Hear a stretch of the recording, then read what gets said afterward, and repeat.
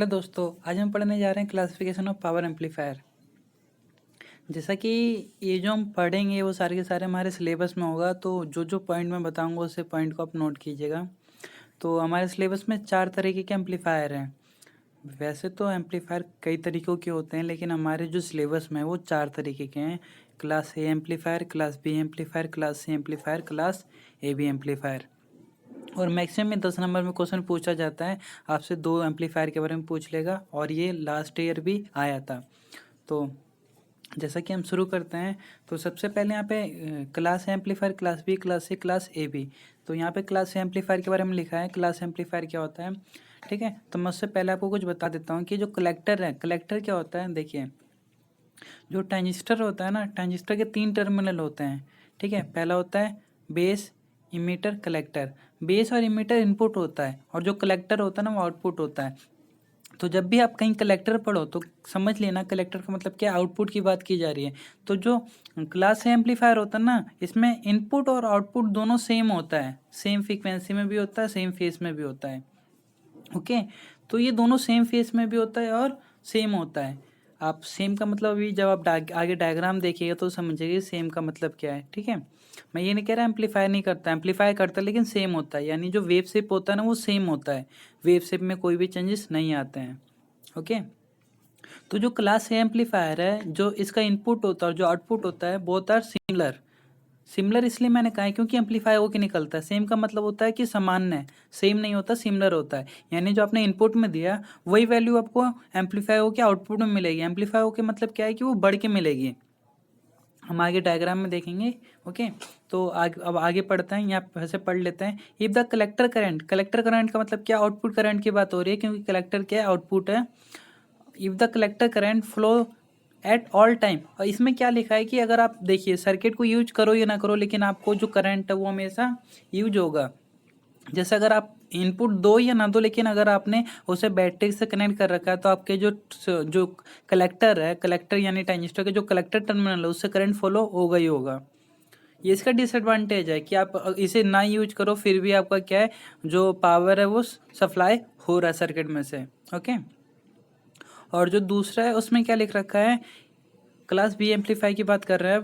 The collector current flow during the positive half cycle. देखिए अब क्या लिख रखा है इसमें, जो देखिए इसमें क्या होता है, इनपुट और आउटपुट सेम होता है। इसमें 360 डिग्री तक क्या करता है, ये आउटपुट देता है। यानी जो फेस एंगल होता है वो 360 डिग्री का होता है, और इसमें कितना होता है, 180 होता है। क्लास बी एम्पलीफायर में कितना होता है, 180 होता है, और क्लास सी एम्पलीफायर में लेस देन 180 होता है, 180 से कम होता है। और क्लास ए बी में क्या होता है, 180 से ज़्यादा होता है। तो हम इसे आगे पढ़ेंगे तो हमें ज़्यादा अच्छे से समझ आएगा। आप इसे वीडियो को कंटिन्यू देखते रहिएगा। देखिए ये क्लास ए की बात कर रहा है, ये क्लास ए की बात कर रहा है। इसमें 180 मान लीजिए कि आउटपुट है, मान लीजिए आउटपुट है, तो ये पूरा 180 दे रहा है, ठीक है। एंगल को देखिएगा आप, ठीक है, एंगल देखिएगा। और ये कौन सा है, ये क्लास बी एम्पलीफायर है। ये कौन सा है, क्लास बी एम्पलीफायर, और ये क्लास सी एम्पलीफायर। देखिए ये टोटल 180 का फेस शिफ्ट दे रहा है। देखिए यहाँ से लेके यहाँ तक 180 हो गया। पाई का मतलब क्या होता है, 180 होता है, ठीक है। और यहाँ देखिए, यहाँ 180 से कम है, यहाँ 180 से कम है, क्योंकि क्लास सी एम्पलीफायर है। ओके, और ये क्लास ए बी एम्पलीफायर। अगर आप इसे जूम करके देखिएगा तो क्या दिखता है कि 180 से ज़्यादा जा रहा है। तो हम आगे इसे पढ़ लेंगे ऐसा होता क्यों है। बस ये याद रखिए कि जो क्लास एम्पलीफायर 360 डिग्री तक फेज शिफ्ट देता है, ये 180 देता है। ये class B amplifier, class C amplifier less than 180 यानी 180 से कम, और जो क्लास ए बी एम्पलीफायर है ये 180 से ज़्यादा का फेज देता है। ओके, अब देखिए यहाँ पे बस कुछ लिख रखा है, इंपॉर्टेंट है तो हम पढ़ लेते हैं। जो क्लास ए एम्पलीफायर है इसका जो डिग्री होता है 360 डिग्री तक होता है। आउटपुट, इनपुट और आउटपुट 360 डिग्री होता है। यानी जितना आप इनपुट में दे रहे हो आपको उतना ही आउटपुट में मिलेगा। इसमें डिस्ट्रक्शन कम से कम होता है, इसमें डिस्ट्रक्शन कम से कम होता है। डिस्ट्रक्शन का मतलब क्या है कि हमारे जो सिग्नल है ना वो कटते नहीं है, ठीक है। और एक और बात कि ये मतलब ये छोटे काम के लिए यूज किया जाता है। ये इतने लार्ज अमाउंट में अपने अंदर से करंट को पास नहीं कर सकता है, क्योंकि इसमें सिंगल ट्रांजिस्टर यूज किया जाता है। क्लास बी एम्पलीफाई की बात करें तो 180 डिग्री पे काम करता है, और ये पुश पुल के अंदर यूज किया जाता है। मैक्सिमम इसका पुश पुल के अंदर यूज किया जाता है। पुश पुल एक एम्पलीफायर है जो हम नेक्स्ट टॉपिक पे डिस्कस करेंगे। ठीक है, क्लास ए बी एम्पलीफायर देखिए जो इसका एंगल है वो कितना है 181 यानी 180 से ज़्यादा और 200 से कम, इनके बीच में ही इनका जो डिग्री होता है वो लाई करता है। जैसा हमने इसमें देखा, देखिए 180 से ज़्यादा जा रहा है लेकिन 200 से कम होगा। ठीक है, कंडीशंस होती है 180 से ज़्यादा जा रहा है लेकिन 200 से कम होगा। क्लास सी एम्पलीफायर की बात करें तो क्लास सी एम्पलीफायर क्या होता है, ये देखिए क्लास सी एम्पलीफायर 180 से कम है इसलिए लेस देन 180 लिखा गया है। ठीक है, यहाँ पढ़ सकते हो। ओके, और देखो 100 देखिए क्या लिखा 150 टू 100 टू 150 यानी 100 और 150 के बीच में इनका लाई करता है। Okay, amplifier class, the class of amplifier refer the design of circuit with in the amplifier. देखो कोई भी अगर एम्पलीफायर डिजाइन किया जाता है ना तो उसका एक पर्पस होता है, उसकी एफिशिएंसी को बढ़ाने के लिए, उसके वर्क को।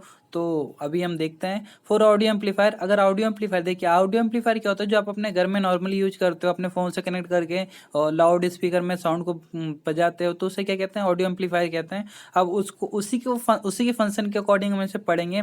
जैसे हमने पहले ही देख लिया कि क्लास ए एम्पलीफायर है, ये क्लास ए, ये class A amplifier, class B amplifier, class C amplifier, class A B amplifier. इनके अंदर आपको अंतर पता चल गया होगा और वो वही चीज़ दोबारा लिख रखी है इन्होंने।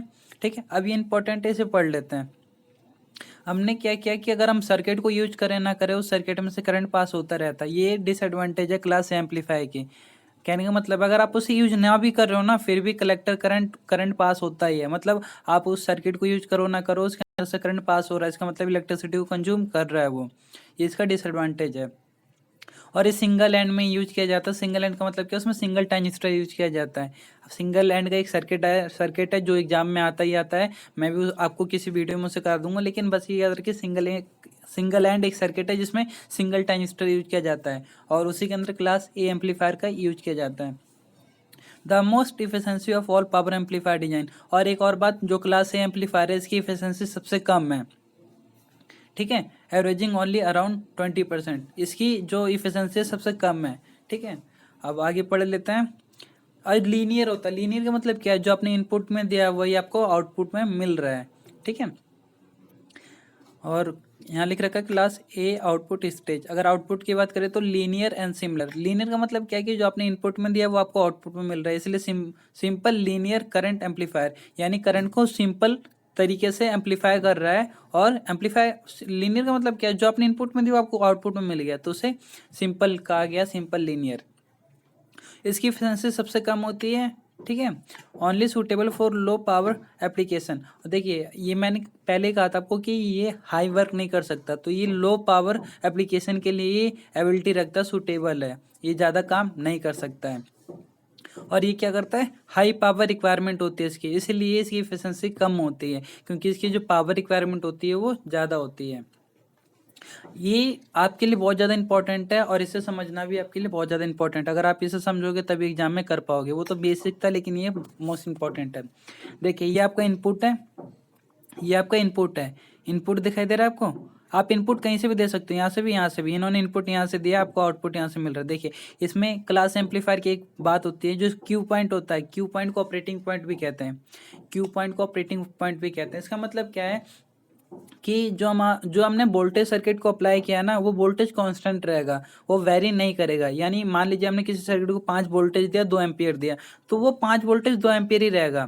अगर हम क्लास एम्पलीफायर बना रहे हैं तो उसमें जो करंट है और वोल्टेज है वो फिक्स रहेगा, वो वेरी नहीं करेगा। तो जो हमारा क्यू पॉइंट है वो फिक्स है। ठीक है, तो आपने इनपुट दिया, इनपुट देने के बाद आपको एम्पलीफाई होकर क्या मिला, आउटपुट मिला। देखिए input with respect to time, time के साथ आपने दिया और आपको टाइम के साथ मिला, एम्पलीफाई होकर मिला। लेकिन इसके अंदर कोई चेंजेस दिखाई दे रहे हैं नहीं, ओनली एम्पलीफाई होकर मिला है। इसका मतलब क्या, ये लीनियर है, इसका मतलब क्या है, लीनियर है। ठीक है, और क्यू पॉइंट, इसे ये जो ये लाइन है ना इसे एसी लोड, एसी लाइन कहते हैं। ये जो लाइन आपको दिखाई दे रहा है ना इसे एसी लाइन कहते हैं, डीसी लोड लाइन भी लिख रखा है इन्होंने, लेकिन इसे एसी लाइन कहते हैं। अगर सर्किट का डिजाइन देखा जाए तो इस तरीके से होता है, लेकिन आपको यहाँ पे ये सर्किट को याद नहीं करना है, इस सर्किट को याद करना है।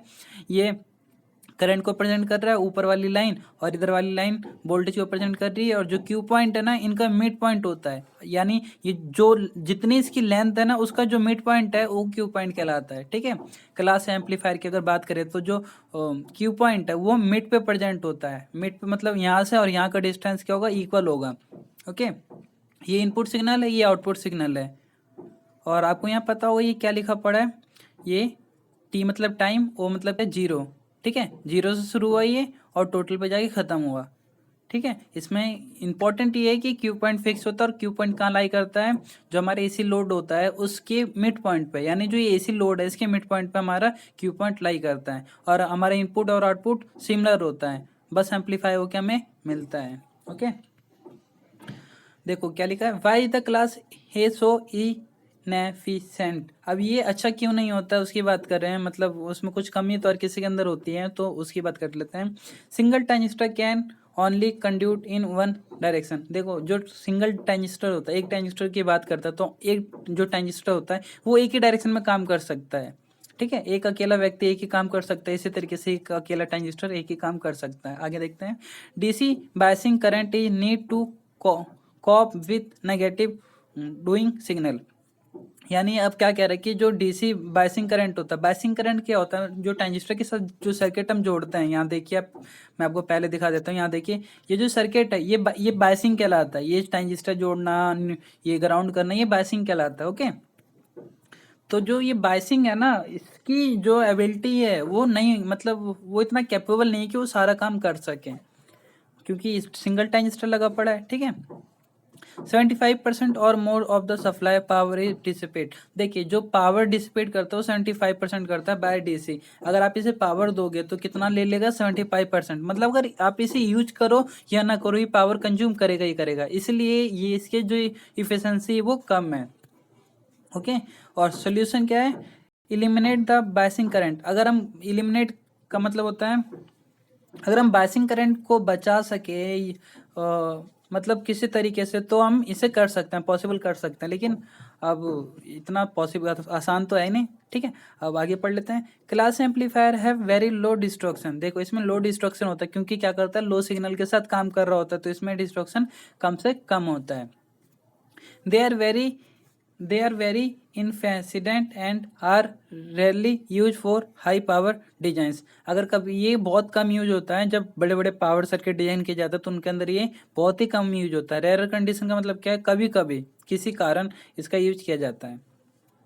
The destruction is low because the transistor is the amplifier are biasing such that are the half on when the amplifier is idling। देखो कहने का मतलब इसका डिस्ट्रक्शन लो इसलिए होता है क्योंकि जो इनपुट सिग्नल होता है वो लो होता है, वो ज़्यादा हाई नहीं होता है। As the result being half on at idles or lot the power is dissipate। अब देखो अगर आप कोई म्यूजिक प्ले करते हो या आप कोई सिग्नल देते हो तो क्या करता है, पावर ज़्यादा से ज़्यादा कंज्यूम करता है। अगर सिग्नल नहीं है तो भी कंज्यूम करेगा, सिग्नल है तो भी कंज्यूम करेगा। ये मैंने पहले भी कई बार रिपीट कर दिया है, और ये इसकी एक डिसएडवांटेज है। Class amplifier are often use for signal level circuit. अभी वही बता रखा है कि अगर आप इसमें सिग्नल दो ना दो फिर भी ये क्या करेगा, पावर को कंज्यूम करेगा ही करेगा। Where power required are small because the maintenance low destruction. अब जब पावर इसमें सप्लाई हो रहा है तो इसका क्या मेंटेनेंस भी करना पड़ेगा, और डिस्ट्रक्शन इसमें कम से कम होता है। कम से कम होता है इसलिए क्योंकि इसकी जो सिग्नल होते हैं वो लो होते हैं, इनपुट सिग्नल। ठीक है, बेनिफिट फायदे की बात कर रहे हैं। The first is circuit simplicity. मतलब जो सर्किट होता है बहुत ही आसान होता है बनाना। The signal is subjected to comparative little and amplification resulting in the open loop gain which is the generally fail low. अगर एडवांटेज की बात करें तो अच्छी बात तो ये है कि हम इसका यूज कर सकते हैं। ठीक है, और ये जनरली जो इसका डिस्ट्रक्शन है वो कम से कम होता है। This means that very little overall feedback is used, so stability of phase should be excellent over the audio frequency। और जो इसकी स्टेबिलिटी होती है वो ऑडियो फ्रिक्वेंसी के लिए बहुत मच बेटर है, मतलब ठीक है। अगर ऑडियो फ्रिक्वेंसी के लिए उसकी स्टेबिलिटी देखी जाए तो बहुत अच्छी है। Do not required any frequency compensations. और ये किसी तरीके का कोई एक्सटर्नल वो कुछ नहीं रिक्वायर्ड करता। ओके, अब आते हैं पावर एम्पलीफायर क्लास बी। ठीक है, अगर इसकी बात करें तो देखिए मैं बता दूं कि क्लास ए से अच्छा क्लास बी है, ठीक, और क्लास बी से अच्छा क्लास सी है, सबसे अच्छा क्लास सी माना जाता है, ठीक है। क्लास बी की बात करते हैं। Opposite of class A, both output device are never allow to be on at same time. देखिए कहने का मतलब क्या है, मैं इसका एडवांटेज नॉर्मली बता देता हूँ। जो क्लास है एम्पलीफायर, क्लास बी एम्पलीफायर है, क्लास एम्पलीफायर से बहुत अच्छा है। हाँ, ये एक अलग बात है कि इसकी जो डिस्ट्रक्शन है वो बहुत ज़्यादा है compare to class A amplifier. इसमें डिस्ट्रक्शन ज़्यादा होता है और इसकी एफिशिएंसी भी ज़्यादा होती है, ठीक है। आप अगर इसकी बात करो तो देखो, ये इनपुट सिग्नल है क्लास एम्पलीफायर का, इनपुट जो दिया आपको आउटपुट में मिला, लेकिन इसमें क्या है, इसमें क्या आपने जो इनपुट में दिया ओनली आपको पॉजिटिव पॉजिटिव पॉजिटिव और नेगेटिव मिल रहा है। देखो ये इनपुट आपका, ये इनपुट है और आपको मिल क्या रहा है, ये एक तरफ पॉजिटिव मिल रहा है, एक तरफ नेगेटिव मिल रहा है, ठीक है। कहने का मतलब है यह जो क्लास बी एम्पलीफायर होता है ये ओनली पॉजिटिव ही आगे सप्लाई करता है आउटपुट में, ठीक है। सर्किट डायग्राम की बात कर रहे हैं तो सर्किट डायग्राम अलग अलग तरीके का होता है, आपके ऊपर डिपेंड करता है आप किस तरीके से डिजाइन करते हो, ठीक है। ये ऑपरेशनल एम्पलीफायर हम कभी और किसी चैप्टर में पढ़ेंगे। Common collector class B amplifier, common collector class B amplifier का मतलब क्या है कि जो जो कलेक्टर है वो कॉमन है, इनपुट और आउटपुट में दोनों में कॉमन है। तो आप यहाँ देख सकते हो, यहाँ प्लस का निशान है, इसका मतलब क्या है, इनपुट आउटपुट में कलेक्टर क्या है, कॉमन है। कलेक्टर मतलब यहाँ देखो जैसे कि आपको नाम से दिख रहा है कॉमन कलेक्टर, यानी जो कलेक्टर है वो कॉमन है, उसमें इनपुट भी आएगा आउटपुट भी आएगा। अगर आप आउटपुट भी लोगे तो इसी से लोगे, इनपुट भी लोगे तो इसी से लोगे। इसकी सबसे बेनिफिट यही है, फायदे वाली बात यही है। पुशपुल एम्पलीफायर की बात करें तो इसे नेक्स्ट चैप्टर में मैं इसके ऊपर पर्सनली एक वीडियो बनाऊंगा, लेकिन हम ऐसा देख लेते हैं अगर पुशपुल एम्पलीफायर यूज करें तो क्या होगा। ये यहाँ पे इसलिए दे रखें कि जो क्लास बी एम्पलीफायर है उसके अंदर पुशपुल यूज किया जाता है। क्वेश्चन इसी तरीके से बनेगा, ठीक है। तो क्या लिखना आपको, class B amplifier push pull amplifier operation. मैं इसे नेक्स्ट वीडियो में समझाऊंगी कि जो पुशपुल एम्पलीफायर है किस तरीके से वर्क करता है। तो बस ये याद रखना कि एक बहुत ही इंपॉर्टेंट टर्म है इसके लिए, ठीक है। अब इसकी बात करते हैं फायदे की। तो जो इसका क्यू पॉइंट है, क्यू का मतलब क्या, ऑपरेटिंग पॉइंट। इसका ऑपरेटिंग पॉइंट कहाँ लाई करता है, एक्स एक्सिस पे। ये आपको दिखाई दे रहा है यहाँ पे, ये दिखाई दे रहा है आपको, ये आपका ऑपरेटिंग पॉइंट है, ये एक्स एक्सिस पे लाई करता है। और जो इसकी इफिशिएंसी होती है वो क्या होती है, कम होती है। इफिशिएंसी ज़्यादा होती है, इसमें डिस्ट्रक्शन कम होता है, ठीक है। ये करंट की लाइन को प्रेजेंट कर रहा है, ये वोल्टेज की लाइन को प्रेजेंट कर रहा है नीचे वाला, ठीक है। ये आपका इनपुट हो गया, ये आपका आउटपुट हो गया। आउटपुट एम्पलीफाई होकर मिल रहा है लेकिन डिस्ट्रक्शन ज़्यादा है, ठीक है। क्लास बी कर्व आप देख सकते हो कि आपको क्या मिलेगा, पॉजिटिव पॉजिटिव मिलेगा, पॉजिटिव या नेगेटिव दोनों में से एक ही मिलेगा। और कितने का, 180 का। मतलब जो आपको टोटल यहाँ से यहाँ तक, यहाँ से यहाँ तक का जो वो है, देखो यहाँ से यहाँ तक का जो वो है कितने का है, 180 का। तो टोटल आपको 180 मिलेगा, ठीक है। उसके बाद आता है इफिशिएंसी पावर डिसिपेट। इफिशिएंसी का मतलब क्या होता है, आउटपुट डिवाइडेड बाय इनपुट। जो इसकी इफिशिएंसी होती है, एवरेज इफिशिएंसी कितनी होती है, 78.5%। एवरेज मतलब लगभग जो इफिशिएंसी होती है कितनी होती है, 78.5%। एक नंबर का क्वेश्चन पूछा जाता है, नोट कीजिएगा। इसकी इफिशिएंसी ज़्यादा होती है किससे, क्लास एम्पलीफायर के कंपेयर। अगर आप कंपेयर करो तो क्लास एम्पलीफायर से इसकी इफिशिएंसी ज़्यादा होती है, ठीक है। और इसमें जो वेरिएशन होते हैं मतलब डिस्ट्रक्शन होता है वो भी ज़्यादा होता है compare to class A amplifier, okay. और क्लास बी एम्पलीफायर की बात करते हैं तो क्लास बी एम्पलीफायर की बात करें 78% इसकी एफिशिएंसी होती है, इसमें डिस्ट्रक्शन ज़्यादा होता है और इसकी जो एबिलिटी होती है वो भी ज़्यादा होती है क्लास ए एम्पलीफायर से, okay. Class B amplifier are use for low cost. ये इसलिए यूज किया जाता है क्योंकि इसका जो कॉस्ट होता है वो कम होता है, डिजाइनिंग और मतलब कई चीज़ों को देखकर इसका यूज किया जाता है, ठीक है। तो और अच्छी बात क्या है कि इसकी जो इफिशिएंसी है वो भी ज़्यादा है और ये ज़्यादा यूजफुल्ली है, ठीक है। यहाँ पे एक पॉइंट है देख सकते हैं, the suffer from bad destruction. जो डिस्ट्रक्शन होता है सिग्नल होता है, मैंने क्या कहता है इसमें डिस्ट्रक्शन ज़्यादा होता है, उस डिस्ट्रक्शन को क्या कहते हैं, क्रॉसओवर डिस्ट्रक्शन। वैसे पूछा नहीं जाएगा लेकिन इंपॉर्टेंट है ये, क्योंकि जो डिस्ट्रक्शन क्लास बी एम्पलीफायर में होता है उसे कहते हैं crossover destruction, okay. Class B is, जो class B amplifier is use for most of the often where economy of design and need. या वहाँ यूज किया जाता है जहाँ इसकी ज़रूरत हो, वो नॉर्मल सी बात है, ठीक है। Before the advent of IC amplifier class B amplifier were common is clock radiation. देखो अब जो इंपॉर्टेंट है वो ये इंपॉर्टेंट है कि इसका यूज कहाँ कहाँ होता है। अगर कोई भी आईसी यूज बन रहा होता है, आईसी डिजाइन हो रहा होता है तो उस आईसी के अंदर इसका यूज किया जाता है। और क्लॉक रेडियो में यूज किया जाता है, क्लॉक रेडियो सर्किट में यूज किया जाता है, पॉकेट ट्रांजिस्टर रेडिएशन में यूज किया जाता है और अदर एप्लीकेशन में यूज किया जाता है। सबसे अच्छी बात है where quality sound is not that criticals. थोड़ी मुश्किल होती है लेकिन फिर भी अच्छा है। अब क्लास AB एम्पलीफायर की बात करते हैं, ये भी इंपॉर्टेंट है। Intermediate case both device are allow we to same time.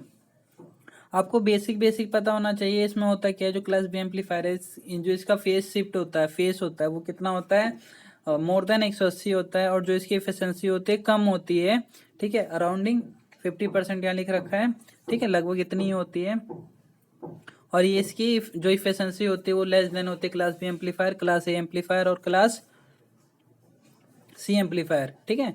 तो यहाँ वही लिख रखा है और कुछ इंपॉर्टेंट नहीं इसमें। अब हम देख लेते हैं क्लास C एम्पलीफायर, सबसे ज़्यादा इंपॉर्टेंट है, सबसे ज़्यादा यूजफुली है। Class C amplifier are never use in audio circuit. इसने पहले बता दिया कि जो क्लास C एम्पलीफायर है ये यूज नहीं होता ऑडियो सर्किट के अंदर। They are commonly use in RF circuit. RF का मतलब क्या है, रेडियो फ्रिक्वेंसी। रेडियो फ्रिक्वेंसी वो फ्रिक्वेंसी होती है जो 200 हर्ट्ज से ज़्यादा की हो, ठीक है। तो रेडियो फ्रिक्वेंसी हाई फ्रिक्वेंसी होती है, उसके अंदर यूज किया जाता है इसका। Class C amplifier operate the output transistor is state of result in ट्रैम्पस डिस्ट्रक्शन। और एक और बात, इसमें डिस्ट्रक्शन सबसे ज़्यादा होता है लेकिन इसकी एफिशिएंसी भी सबसे ज़्यादा होती है।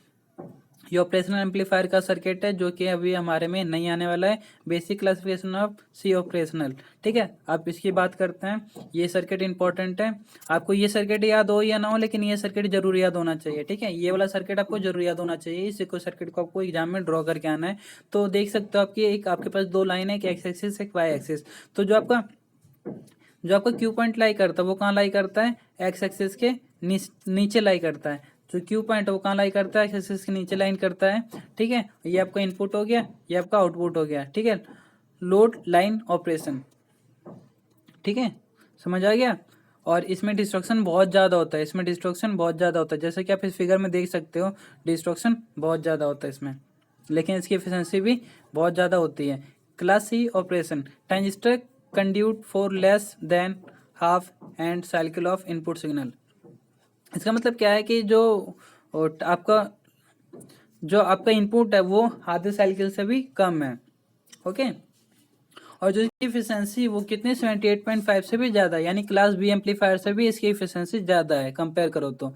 ट्यून्ड सर्किट के अंदर रिक्वायर्ड होते हैं। ट्यून्ड सर्किट क्या होता है, एक सर्किट होता है जिसके अंदर इसका यूज किया जाता है, ठीक है।